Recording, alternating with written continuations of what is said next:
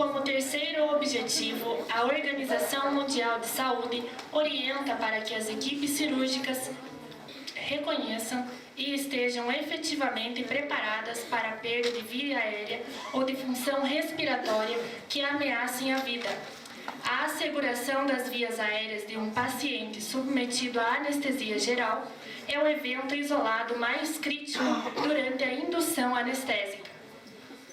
O manejo inadequado de uma via aérea bloqueada, incluindo a identificação adequada de seu risco, continua a contribuir para a prevenção da mortalidade associada à anestesiologia em todo o mundo.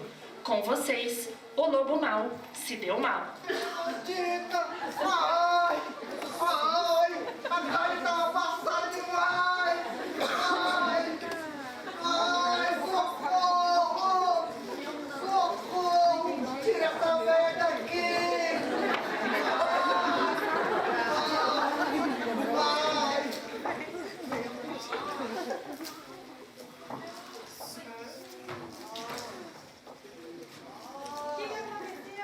Eu comi a vovozinha!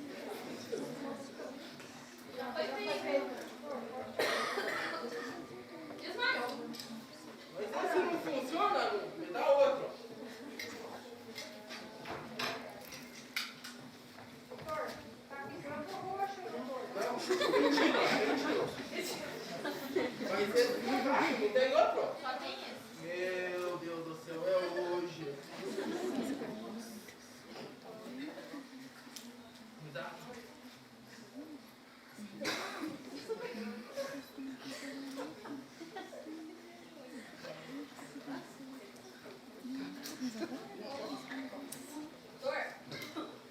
tá ventilando. Olha, o abdômen dele é tudo entendido.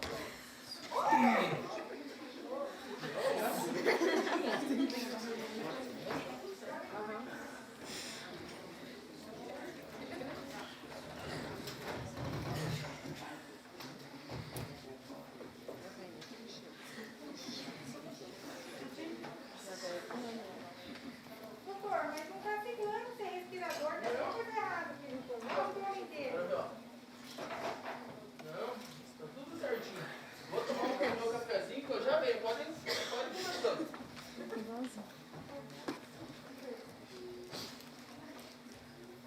Esse paciente tá parando. Chamem o doutor porque não tá ventilando. Chamem o anestesista. Doutor, dá uma ajuda pra nós. O que tá acontecendo? Ó, o paciente tá parando aqui, ó. Não tá ficando respirador, o abdômen dele tá cada vez mais grande.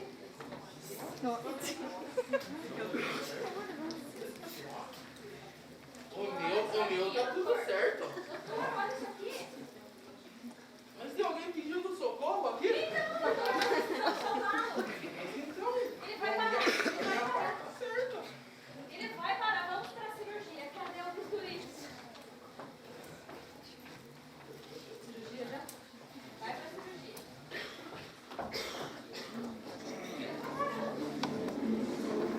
Ele parou! Enfermeira! Urgente! O campo! Enfermeira! Não tem mais jeito. Entre o lobo e a vovó, vou optar pela vovó.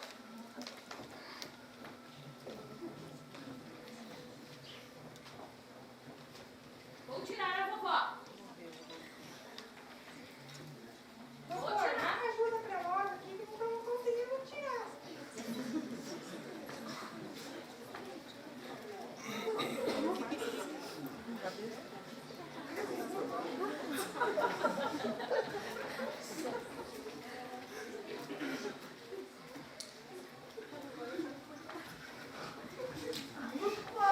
Salva! Salvamos a vovó!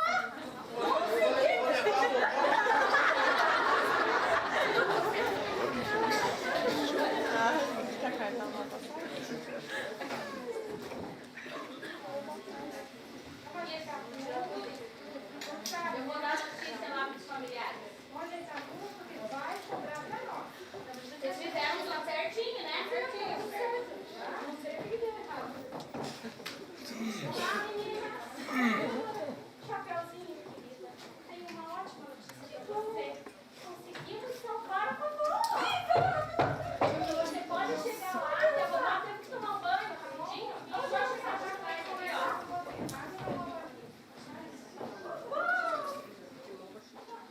Tadinha do Lobo, né? Dona Loba, eu espero que a senhora tenha feito um seguro de vida bem gordo. Porque o Lobo aprontou tanto, tanto, tanto. Ele atormentou tanto os porquinhos que agora ele resolveu comer. Ele traiu a senhora, comeu uma vovozinha. E ele se deu mal, porque ele morreu, ele não está acostumado. Não, ele não está acostumado a comer galinha velha. Nós conseguimos. Nós salvar. fizemos tudo no dia. Não foram vocês. Nós fizemos tudo no dia. Eu vou chamar os melhores investigadores. Pra acalmar. Eu vou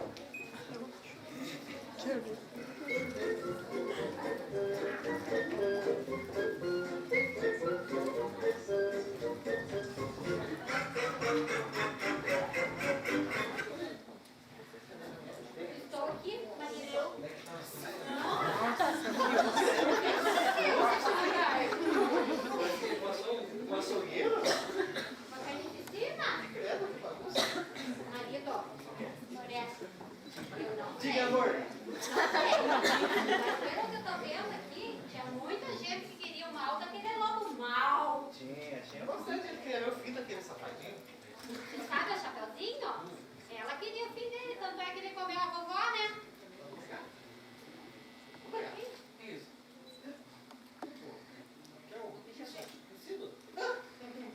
Pequeno demais pro tamanho do lobo, você não acha? Que vencido. Funciona? Duvido. E esse laringo? Nem a luz acende. Viu? Mas, voltando ao assunto lá, você queria ver o fim dele. Você sabe os porquinhos, né? Ele fica feliz. O lobinho já perseguindo eles pra querer aquele lombinho. Mas você sabe a Dona Loba, né? Eu ouvi falar que a Dona Loba, ó. O cachorrão. O cachorro era boizinho? Moço, era muito. Meu Deus. Eu não sei, mas aí tem coisa. Ligeirinho, tá lobinho, hein? Mas o que você acha de tudo isso? Olha, eu acho que fizeram alguma coisa errada. Olha, o registrador, tudo aí, tá? O que é isso? Nada funcionou. Nada funcionou? Olha, Todas essas ações aqui eu acho que contribuíram para que o lobo fosse bem rápido, né? outro lado. Não aumentou com a vovó mesmo. O que você... Bom, Como? não tem outra dúvida, né? Eu acho que foi uma sequência de erros que atestaram no fim do pobre lobo, devido às evidências. Será que o anestesista veio fazer a avaliação pré-anestésica para poder decidir tudo antes? Eu acho que não. Você acha que fizeram uma avaliação? Mas não fizeram nada. Acho que foi tudo no improviso, será? Não, Não né? era o tamanho do lobo. O nariz não foi testado. Porque vamos falar para a Dona Loba, então, o que a gente concluiu.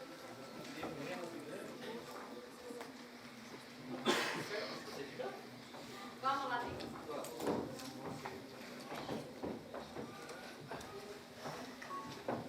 Boa tarde a todos, gente.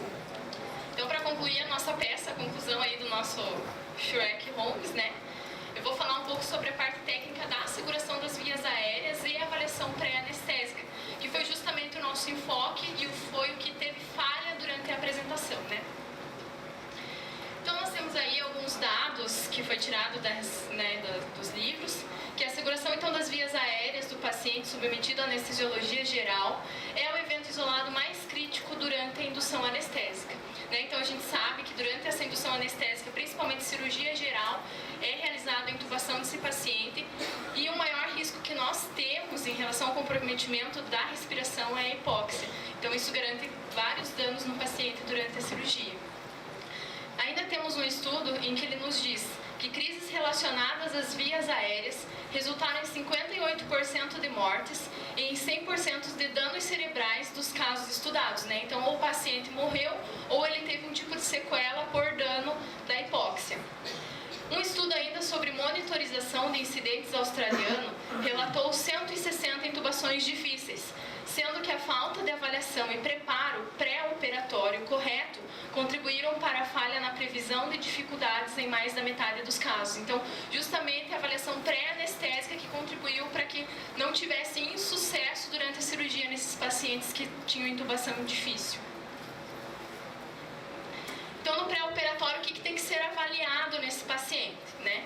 Então, verificar a história do paciente, as doenças, né, as comorbidades, medicações que ele faz uso, quais são os riscos, o que ele teve durante as outras cirurgias que pode complicar nessa. A obesidade do paciente também é um fator muito importante. Característica de pescoço, de mandíbula e dentição, que a gente vai ver que são 3 testes que o anestesista faz na avaliação pré-anestésica. A classificação de Mallampati, então, ela está em toda a avaliação pré-anestésica. Ela é dividida em 4 estágios e ela visa justamente a visualização da faringe desse paciente. Então, quanto de faringe eu consigo visualizar dele e quanto menos eu consigo visualizar, é maior essa classificação e, consequentemente, mais difícil a intubação. A distância tiromentoniana, né, a distância entre o queixo e a tireoide, também para saber a curvatura do tubo. E a movimentação e flexão do pescoço, que também contribui. Quanto mais o paciente tiver rígida essa flexão, pior será para a intubação. Então, é necessário evitar a hipóxia durante o procedimento cirúrgico desse paciente, impedir o trauma, seja o trauma na hora da obrigatoriamente feita no pré-operatório, porque dentro do centro cirúrgico não se tem como avaliar esse paciente, então ela tem que fazer antes com o paciente. Exige, então, uma assistência e uma habilidade técnica de todos os profissionais, não só do anestesista, o equipamento preparado e disponível dentro do centro cirúrgico e uma estratégia clara de extubação desse paciente, porque não simplesmente eu tenho que visar a garantia via aérea, mas também como que eu vou extubar esse paciente depois que ele sair do centro cirúrgico e for para a Repaire. Aí também envolve nessa apresentação a escolha da anestesia, né? Então a anestesia ela vai ser escolhida de acordo com a cirurgia e de acordo com aquele risco que eu tenho para o paciente. Então nós temos basicamente 4 tipos de anestesia: a anestesia geral, a raquianestesia, a peridural e a anestesia local, né? Na anestesia geral, ela é feita então justamente ali para abdômen superior, tórax, né? Cabeça, pescoço, cirurgia cardíaca, cirurgia neurológica, e ela deprime todas as funções do paciente, né? Consciência, dor e reflexos. Então primeiro esse paciente é admitido, garante seu acesso venoso, né? Faz a sedação, intuba o paciente e aí realiza a anestesia geral. A anestesia local. Então, a anestesia local ela é feita somente no local onde será feito o procedimento cirúrgico. Geralmente são as exereses, as suturas ou pequenas cirurgias plásticas. Então, só aplica ali na camada subcutânea e a anestesia somente local. E a raquianestesia e a peridural, elas são anestesias para abdômen inferior e membros inferiores. Então, a diferença entre uma e outra é justamente o local de aplicação. A peridural ela é aplicada no espaço peridural e a raquianestesia ela é aplicada após a dura mater, que é uma membrana, né, que fica próximo ali à coluna e ela não chega a ser a medula espinal, ela é após a dura mater. Quais são os efeitos colaterais que a gente pode ter no paciente devido à anestesia? Então, nós temos o risco das reações alérgicas, né? Perda de sangue desse paciente abundantemente durante o procedimento cirúrgico, a anestesia também influi. A parada cardiorrespiratória, supertensão maligna, o aumento da temperatura do corpo e a dificuldade de reverter justamente o efeito anestésico, né? Que é o fato do paciente não conseguir voltar da anestesia. ASA também é uma classificação usada pelos anestesistas, né, pela associação deles, em que ele vai definir o risco do paciente.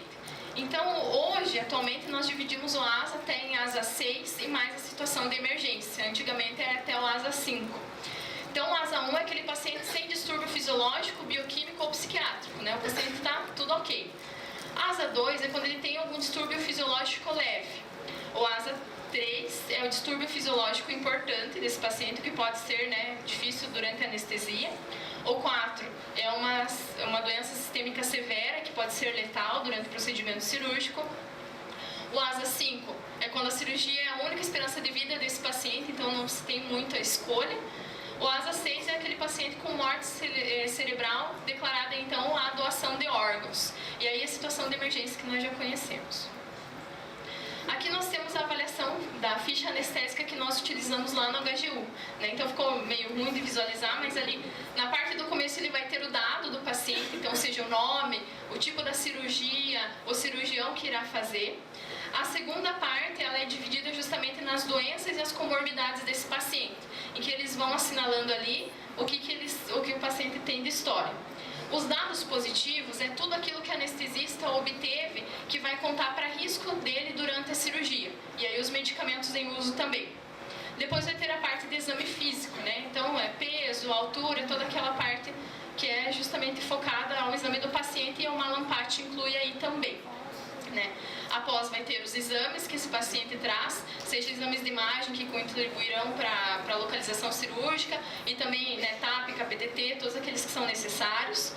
Abaixo vai ter a classificação de ASA, algumas observações que o anestesista pode fazer. É importante ressaltar que essa ficha ela é feita na avaliação pré-anestésica do paciente, né, quando é marcada a cirurgia, então ele tem um tempo para fazer. E aí essa ficha ela vai acompanhar o prontuário do paciente até ele entrar no centro cirúrgico.